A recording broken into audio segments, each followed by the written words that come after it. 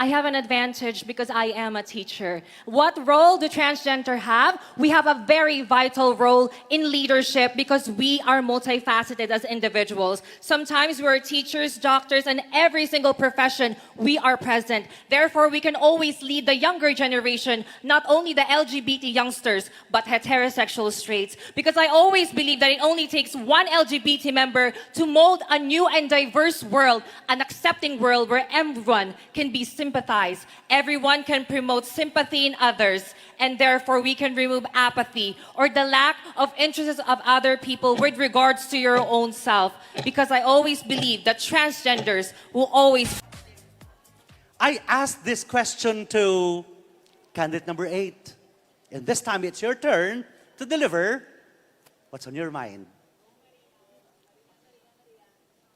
We're almost good. You are representing what city or province? I'm proudly representing General Santos City. General Santos City. Like, for example, it's my first time to travel to your city or province. How should I go there? I mean, mode of transportation. Actually, there's a direct flight, a BACOLOD going to Jensan, but usually the flight is BACOLOD going to Davao, Davao going to General Santos City via bus. And it's really a good journey. If you visit General Santos City, you will going to celebrate the Tuna Festival and the Kalilangan Festival. We have so much to offer, and I believe that our culture, what makes us beautiful and different. And I hope you can visit this Jensan. Looking forward sooner. This is your question. I'll read it twice for your convenience. What role do you think transgender in leadership can play in shaping the future? And how would you inspire others to follow in your footsteps? And I repeat, what role do you think transgender in leadership can play in shaping the future? And how would you inspire others to follow in your footsteps? I am a transgender teacher, but because of gender bias employment, I decided to do pageantry instead of teaching because I believe that pageantry is also teaching different kinds of people. Showing optimistic attitude and our strength despite of the challenges is what makes us a leader. And I believe this is something that I really want to give you, my smile, my authenticity. Because at the end of the day, peace begins with a smile, and my smile makes my strength become stronger. Bacolod City, be optimistic. At the end of the day, the world full of trends, but I remain a transgender beauty queen teacher, a timeless and a remarkable one. Good evening. How tall is number 12? I'm actually 5'9" barefoot plus 7 inches hell that makes. That's why she's just so tall and statuesque.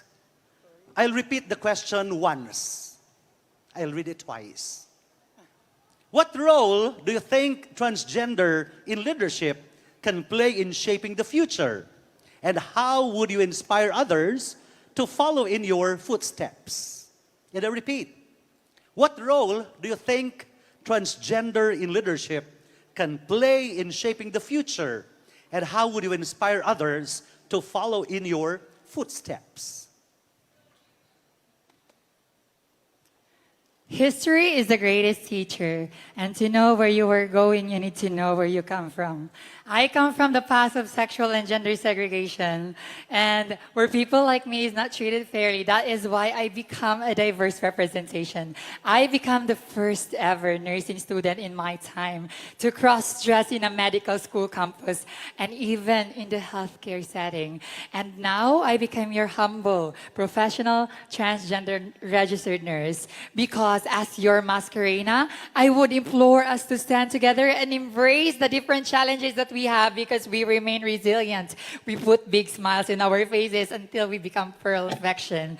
And we have to celebrate diversity because 45 seconds, please. Would you wish to say hello and thank you to your designer? I would like to say thank you not only to my designer, but all the people behind my success, all the people who had helped me all throughout this very beautiful journey. To my Oma, to Earl, to Sebastian Algetro for my gown, and also the organizers of this event, for this event really succeed tonight. Thank you to our local government for pushing this pageant. And I will surely do my best to make you all proud. Thank you. Number two, the question is kind of lengthy. Kindly listen attentively.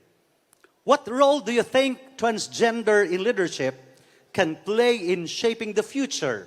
And how would you inspire others to follow in your footsteps? And I repeat, what role do you think transgender in leadership can play in shaping the future? And how would you inspire others to follow in your footsteps?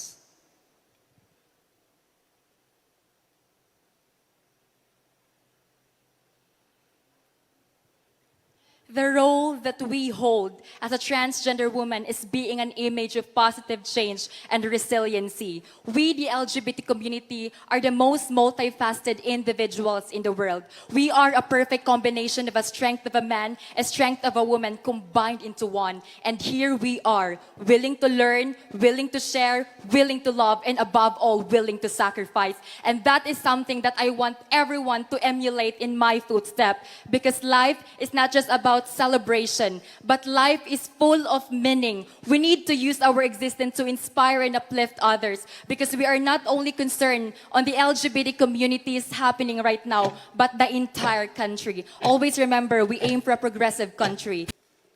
What's the genre of your music? Party, love song, jazz? It's a party music, so it's very loud. I must say. Okay, and it's serving its purpose. Now, listen to the question. I'll read it twice for you. What role do you think transgender in leadership can play in shaping the future? And how would you inspire others to follow in your footsteps? And I repeat, what role do you think transgender in leadership can play in shaping the future?